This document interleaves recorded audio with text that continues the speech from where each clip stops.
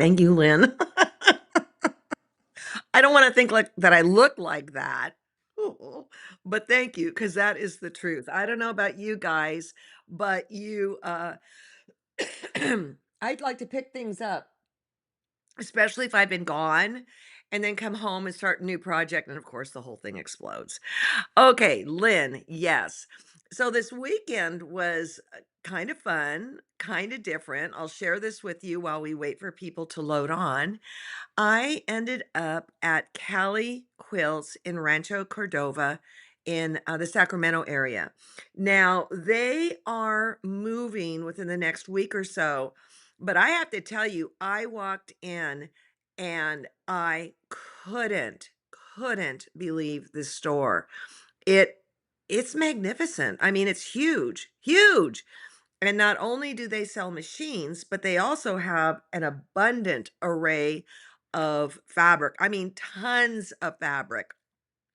And I think they're going to be moving. I don't know the Sacramento area, but I think, okay, they're down by the college, like on 50, and I think they're going to be up more off of 80. But, sign up for their newsletter and all that and see. But what I did, and I really don't go to stores anymore, and I remember how much I love it, is, I did a thing on Quilters Select. Oh, surprise! And I went through a lot of the products, well, not all of it because that would be impossible, but a lot of the products that Quilters Select sells, and then I brought supporting quilts with, so they could look and see how things feel, how they look, etc. And what was really great was that I ran into a friend of mine, my very first quilting group, Four Winds, with Chris Volker. There was Chris. I couldn't believe it. And then that was Friday. And then Saturday there was Joan. And then there was somebody who was married to the twins I went to high school with. I mean, quilters are so wonderful. They're just so wonderful. And I was thinking, you guys can let us know one way or another. At some point, not now. We've got too much going on. We got a Black Friday coming up Thursday, etc. And I think it might be interesting to go through some of these products and talk about the pros of them and why I use them and why they were developed. But that's kind of up to you.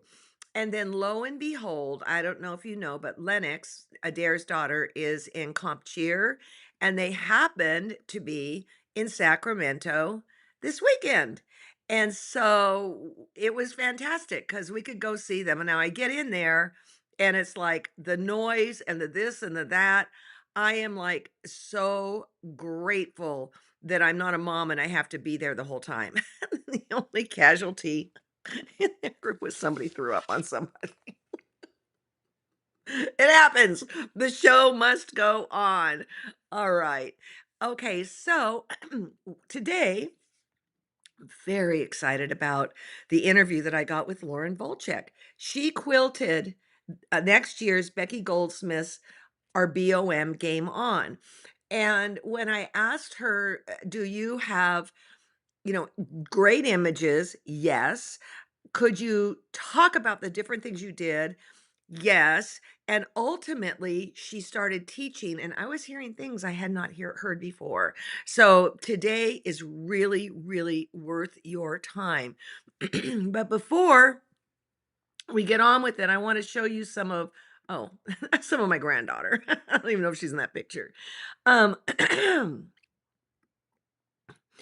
I wanted to show some of Lauren's work, all right? This is Audrey Esseray's pattern, and it's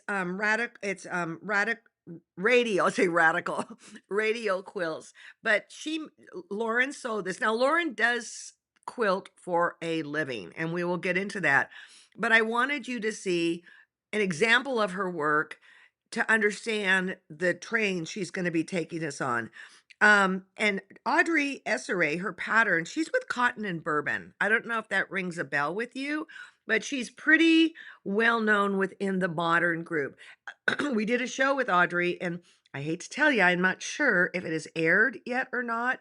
Maybe one of John or Kristen could get in there. I don't think it has, but Audrey basically stepped this out for us, this particular pattern, and it's doable. It's completely doable. And it's interesting because once you recognize Audrey's work, you recognize Audrey's work. But again, this was is Lauren's work of Audrey's pattern. And then, oh, okay, quilting. What I love about this quilting, and you'll understand by the time we get through the video, is that you can do this, people. You can do this. Okay, here's another one. And here's I don't know if this is an Audrey or a panel. Let me for no, this is still Audrey. Audrey's patterns. I took copious notes, but that was before this weekend. Okay, this is actually a panel. And what an interesting place to practice your quilting designs on. And what I think is so interesting is that basically Lauren kind of takes it one step at a time. All right. Okay. What's this next one? Oh, oh, that's the back. This is the back of the panel. Look at that. Whoo, whoo. All right. Then 7. Okay. She works on a long arm, but what she's sharing with you could be done on a domestic. But okay, if you look to the right, you see it kind of completely quilted, and to the left, and what she does is she does like the pattern, like the flower, and then she fills in with the good stuff, her kind of go-tos. You'll learn about that on this, okay, and what we're doing today.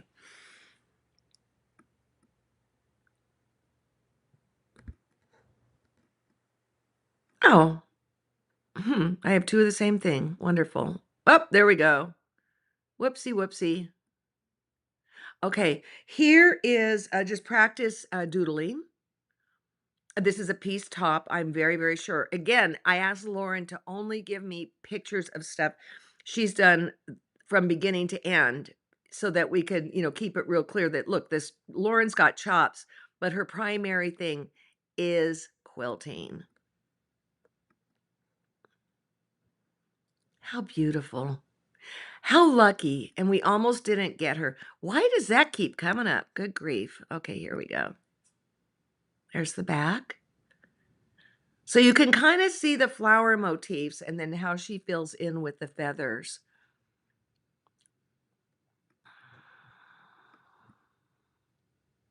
Just beautiful. Just beautiful. Okay. Much ado. Let's get going. I want you to see this interview, and I'm going to tell you, please share this with your friends. Please. It's so valuable. It is so valuable what she has to share. And I know for myself, I cannot stop learning about quilting design. I can't. It's vast what's possible. Here we go. Lauren Vlcek. Lauren Vlcek, how are you? I'm so great. How are you, Alex? I am over the moon because look at what is behind me, right? I know, I know. What an awesome quilt. When it came to time to quilt this, Becky Goldsmith, the designer, knew she couldn't give it what it needed. And it was actually Lilo, who works with us, that said, let me get Lauren. Now, you kind of had a hard no for us when we first asked you Mhm. because, Because I was moving. And so I needed to get through my client queue and pack up my machine. And so before I saw it, I told her, no, I really don't have time to do it. and then you saw it. Hmm. Yep. It's mine, mine. Now, before we started recording this, everybody, I asked Lauren this particular question, and we're going to go through how she quilted different places on the quilt. I mean, it is extraordinary. But how many tricks do you have up your sleeves? Meaning quilting ideas, motifs, blah blah blah. Oh. A million or 3? I that's one thing that I strive to work on all the time because quilting it's classic, but it's also fairly trendy. And so depending on the client, um, you know, I I will see a new technique that's, say, swirls, and I will want to practice that until I can add that into my repertoire. I think that there's a picture that I sent you that's just a gray background that's doodles. So at the bottom of a quilt, if there's space, I will practice doodles and, Hmm. practice new shapes and stuff. I really do enjoy free motion, and I enjoy learning new little motifs for that. And you have recently moved, and now you're kind of in the middle of Mhm. Texas somewhere. Yes. But you also said something. You said my clients. So this is your living. This is what you do. Yes, it is. Okay. Well, I am so grateful, everybody. Lauren sent so many pictures of the quilting, and I got to tell you a funny story. I used to do a lecture on quilting Hmm. design. I don't do it anymore because it's too antiquated, it's too old. And I remember I would go into guilds and I'd say, "Okay, who has this nailed? Quilting design." Oh, Nobody raises their hand. And one time this lady goes like this, and then she looks around and goes like that. yeah. So I know Funny. there's just, you just alluded to it. There's so much to learn, and it's a bottomless pit of what you can Hmm. learn, right? Yes. Yeah. So here is a picture that was sent to you, with it naked, without all your quilting. Yes. So actually right before this, I had a conversation with Becky to make sure that I was a quilter that she would want, that it was a good match. Uh-huh. So I had her look at my Instagram feed and I said, go ahead and scroll down and find the quilts that have free motion and have custom quilting on them and make sure that that is actually something you want to see on your quilt. And then she sent me the picture of the quilt, so I could start to incubate some ideas before the quilt actually arrived. Right, because you're only moving. That's all. Yeah. Okay, so let's go through. I'm gonna go back. Wait, I'm gonna go back to this one. Okay. Everybody pay attention, like the corners are different. The inner border and outer border and middle borders are different. And what Becky has done is that she's done them in sizes that you can mix and match and make your own game board if you want. And I think that's so clever. And actually with the quilting, that's kind of what you did, I think. Hmm. Well, she did tell me that her design inspiration was a vintage game board. Yeah. So I Yeah. did pull some elements that felt like kind of game board to me Yeah. in the Yeah. quilting. Okay, well, put on your seatbelt, everybody, because you're about to learn a lot from Miss Lauren. Here we go. Start talking, lady. Okay, so when I very first saw the picture of the quilt, I knew that I wanted to do something that's called ghost quilting. And that is the little points in the white and soft turquoise that sort of mimic the points that are actually pieced. Hmm. I And can I point something out too? I think some yes. people are restrained to, like, the white area. It has to stay in the white area. No, it doesn't. It can extend and cross piece lines and all that. Well, I'll tell you how I did that actually. I took a piece of tracing paper and I traced, I don't know if you can see this on the camera or not, out of pencil line, Yes. I traced the points that are the two-tone points on the quilt. And then I moved that piece of trace around till I felt like it looked like it was the right angle and the right size. And I then made it into template plastic. I'm trying to move Hmm. it into We the got it camera right there. Yeah. and put some registration marks on it so that then I could use a blue water erasable pen to mark where those points were going to go. And it just happened that balance wise, composition wise, it looked better when it extended out into that Oh, yeah. soft It well, turquoise. it's balanced. I mean, that's the thing. Hmm. The other thing, everybody, Lauren and I noticed that some of the fabrics look a little moiré. They are not. This is solid, solid Tilda fabric. So just get past that if you're looking at that. Okay. It's about quilting, people. So, one of the things that I love to do in my quilting in general is free motion flowers. I love free motion botanicals, leaves, flowers, stems, that kind of thing. And I just think this is a good match, Becky and I, because when I think of piece of cake designs, I think of whimsical flowers and Hmm. stems and leaves and cute swirly things, which is not on this quilt. You know, this is kind of a brand new outlier kind of thing for her, at least Right. from what But I've no, she seen. would say the same thing. She would say the same And thing. so I was really excited to kind of put some of what is sort of signature Becky into Mhm. a quilt that wasn't there before, but it's very subtle. It's like kind of a, oh, there are cute And flowers and that swirls and stuff. and that is free motion. That is not computerized in any aspect. We're talking about the rose or flower or whatever, right? Yeah. Yes, what you're looking at on the picture, the flower and the leaf is free motion, and the little swirls that are in the background, and then the ghost quilting points I did with rulers. Okay. Okay. Go to the next one. I have to tell you, Lauren, when I got this from you, my heart exploded. Just exploded. Oh. And then this is just another one of the free motion flowers on the two tone. Now, are you working with a stitch regulator? Because man, I do have a stitch regulator turned on. I have it on what's called a cruise mode, uh-huh. so it doesn't ever stop. It continues stitching. I have to continue moving, but it does regulate the stitch length. Okay, because they're, I mean, it's beautiful. It's just beautiful. Okay, here we go.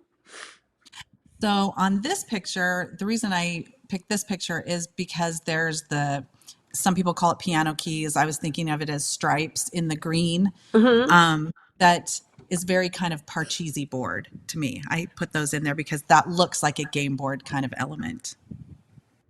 Yes, yes, yes, yes. Here we go.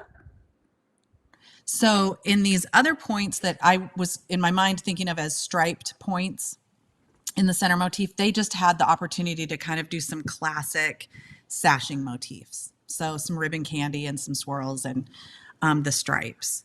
And, And then and it, sorry. the little gold triangle at the top, most of the triangles I did a back and forth sort of ruler triangle inside of them. So that was just sort of repeating that design element.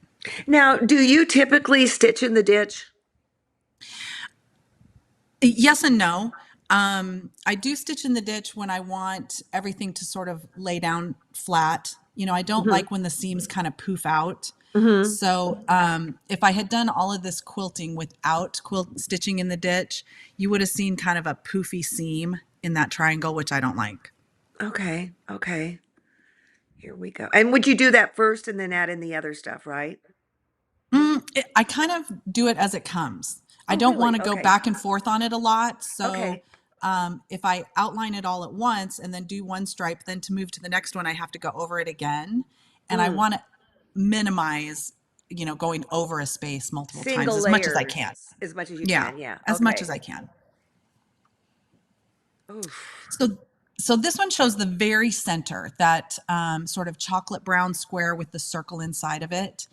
And that is actually a digital motif that came in my library on my computerized machine. So I will take, okay, this is sort of a antiquated approach, but I do have the ability to put a photograph of a quilt onto my computer and then put the quilting on top of it and look at how that works. And it's a wonderful tool, but it's tiny because I'm limited by the size of my screen. And I want to see where those stitches are going to lay on the block itself in real size. So I do this trace paper. I will print out the Hmm. motif, There you go. Yeah. and then I will write it on trace paper, and then I can lay it on the block. Do Some you, people use like a clear I was plastic. just going to ask you that. Do you ever use the clear plastic? Yeah. I use trace paper because if I want to change the design, I'll just lay another piece of trace paper over it and then change it. Gotcha. Gotcha. And then I'm nervous about the dry erase marker because I just know I'm going to set it on there the wrong side up and it's going to get that marker on I somebody's quilt. So know. I'm just afraid of that. But I do use trace paper a lot, and that's just because that's how I learned how to design 100 years ago, and I'm comfortable with that. Well, the funny thing is that when I do quilting by hand and I would design my own quilting, I did it on trace paper. Exactly Yeah, that. I love It- trace yeah, paper. yeah. And I have to laugh. I'm laughing because I know I do the same thing with that stupid dry erase thing. Okay. Oh, Oh, it we scares just me. did we just do that one? Yes. Yes, Yes. yes, yes. Okay, here we go. Oh. So that is showing a couple of different things. You've got your 6-inch border, which is running right down the center. Uh-huh. And on that, I used a design out of my uh, computer library, but I felt like it was missing. It looked too blocky piece by piece by piece. So if you see in the center of the green square, there's just a little circle. Mm-hmm. I added those in individually because it felt like that's what the design needed to kind I of like connect it that. all. So, okay, on the squares on point, was that done by computer or free motion? So that the little sort of flower with the stems and circles sticking out from So it cute. is a piece of a different design. So I went Oh, into my computer and eliminated everything else and then okay. put those little pieces in. And then the kind of arced curve Mm-hmm. in the white is it's Mm-hmm. what I call bouncing because I bounce from point to point. Mm-hmm. That's just free motion bouncing in the Do you white. teach? Um, I have tons of people come over, my friends, and I teach them. I haven't Okay. traveled and taught formally or anything like that. Is that in your bucket list or not at all? Um, I would do that. I love to teach. I mean, I've taught, doll making and mixed media art and all kinds of stuff like Mm-hmm. that. Mm-hmm. I would definitely do that. I think it would be really fun. Sorry, I didn't ask you before. Usually I try That's not to okay. spring things on people. Okay, because you could say, no, thank you. And then we go, okay, I get it. All right, here's the next one. Okay, so that is just sort of showing another of the 6-inch border. Okay, How so it's not the same design. If you look at the two different 6-inch borders, it's not the same design in each. They're all different, oh and my it's God. different from the center square as well. Okay, what's the thought about that inner sashing that it's what about an inch maybe? I'm pretty sure you quilted in the ditch, but nothing in there. How Mhm. come? So I thought about that a Uh-huh. lot, and if Becky had wanted me to quilt in there, I would have quilted that down. But I prefer it this way because it gives it a little bit more depth. You have a place for your eye to rest, and it's sort of if I quilted it all down, then it's all very uniform and kind of flat. So that Okay. is why I left it out. Oh, so beautiful. Okay, here we go. And this is the one, excuse So me, everybody, where we saw the mooring and we're going, what is that? It's a good camera, I think, is what it is. yeah, at the computer did something weird. But if you look Yeah, at the top green triangle, that's it. that's kind of what they look like. And so I love these. In my head, I was calling these tumbling triangles. And it's a good example of you don't have to do something super elaborate in every single element on a quilt. And so all I have done is this little ruler work that goes back and forth to give those points. But I did want it to be pretty consistent.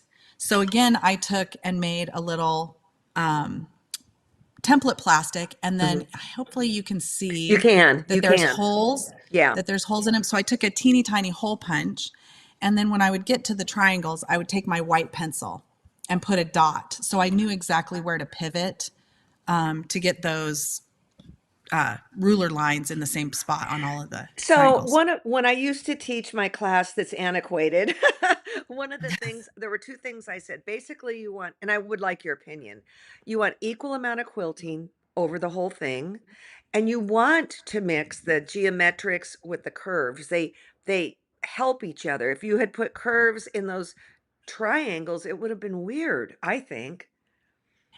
What do you think, I agree. Lauren? I mean, I Okay. think that when you have a little bit of contrast, like you've got the curves and then the straight lines, it distinguishes the Okay. different shapes.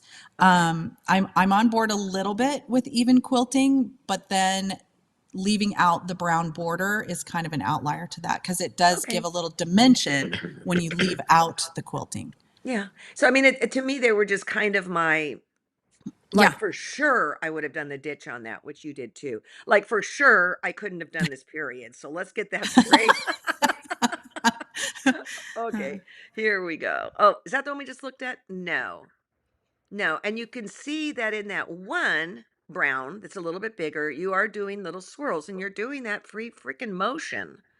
Yes. Yeah. Oh. I do like to, I call them swirl kickers because I swirl around and then I kick the other direction. Mm-hmm. And for me, it's a very natural movement, and I'm calm when I'm quilting that. I can change direction and move around calmly. Um, Sometimes especially when I was learning free motion, I would quilt into a corner and then I would panic and I'd go like, ah, and it'd, be a crazy straight line, weird thing. But I really like, and you can see that motif is kind of repeated in the background a lot to just Yes, sort of push holds it that background together. back. Yeah. Hmm. Did anybody in particular mentor you with all this, or was it just all you jumping in the pool and with your water wings and here I go? Well, there's some great quilters out there that have incredible books. I don't know if you want me to name names, but Sure, throw out, um, but I don't want you to forget anybody. Throw me out three, just three. okay. Believe it's Christine Camelli Uh-huh. is probably my favorite. I have Okay. every single book that she's ever written. I think she's really a genius about telling you how to move into a motif and move out and move Okay. around and change. Um, Carly Porter, I think, is really fabulous. She's adorable. She Our does little incredible graffiti girl. designs. Our little Yes, graffiti and she's girl. also really, really good at teaching you how to move with the machine, like Mm-hmm. what to be thinking in order to Mm-hmm. move on to the next thing. Mm-hmm. Um, and of course, Elizabeth Hartman. I'm not Elizabeth Hartman. Oh, why am I drawing a blank? Okay, well, let's stop right there. Angela Walters. Angela Oh, Walters.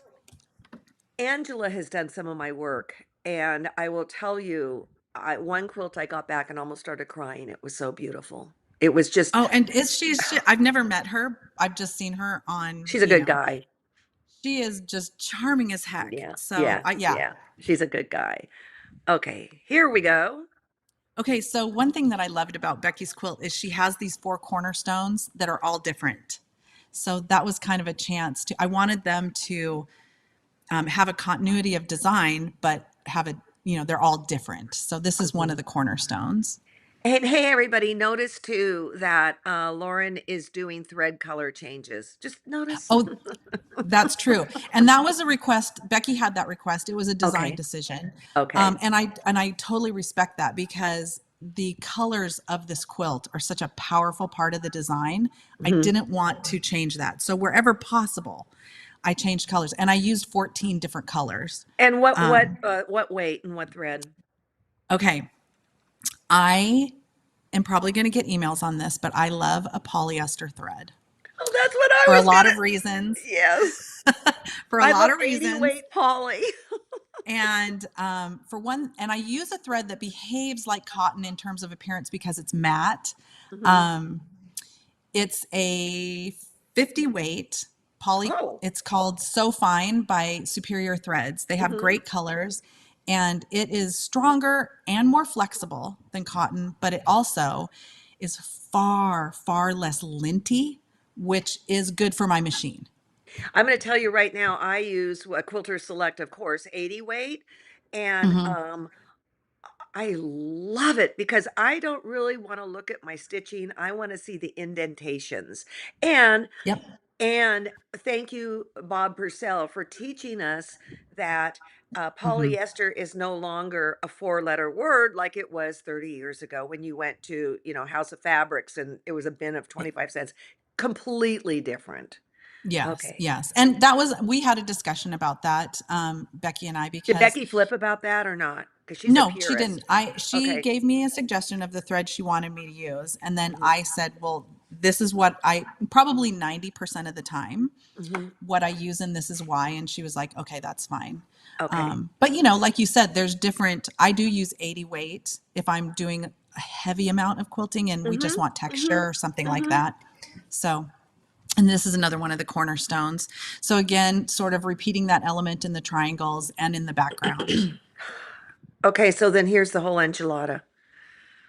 Oh, really? This is You know what? I just got my kit yesterday. did I got the you? kit because You're I gonna have make to it? make it. I love it. Yeah. Oh, man. Oh, man.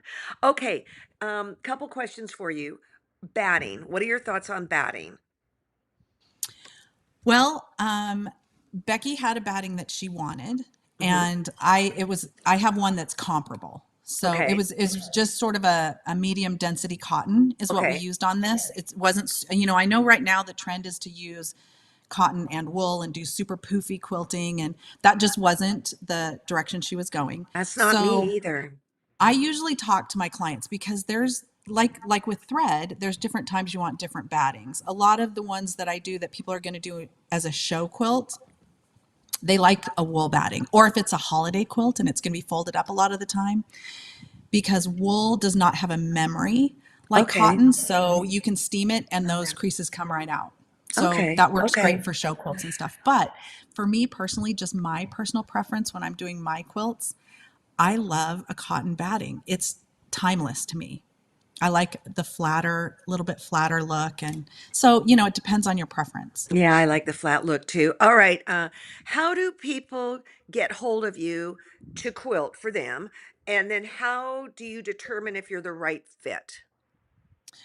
I like to talk about what the maker of the quilt wants out of that quilt because there's a lot of there's a lot to talk about in terms of your budget and your design preferences because budget does play into it. If I'm doing an edge to edge, there's even budget for that because some people want it 8 inches apart, which is typically not, you would probably go to a different quilter. Hmm. That's not typically what I do. I like a lot of quilting. I'm a quilter. And I usually tell people, I'll be honest with you, I like a lot of quilting on my quilts. So if that's not for you, that's okay. There's tons of quilters out there. You'll find someone who will do something different. But we talk about budget, we talk about design.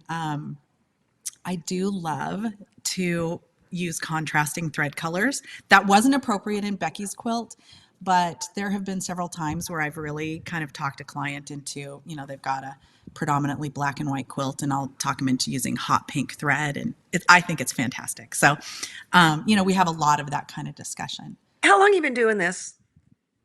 I opened my business right before COVID hit. Yes, COVID hit and I had my brand new business. So that was a little bit crazy. So what is that? About 6 years? Yeah, yeah. Wow. You are, I mean, I can swoon over you till the cows come home. And I know everybody Oh, watching this like that, you know? So, oh, guys, if you want to work with Lauren, um, go to Instagram and her mhm. name is Lauren. And her last name is Volchek. Okay, this is a little different. Vlce.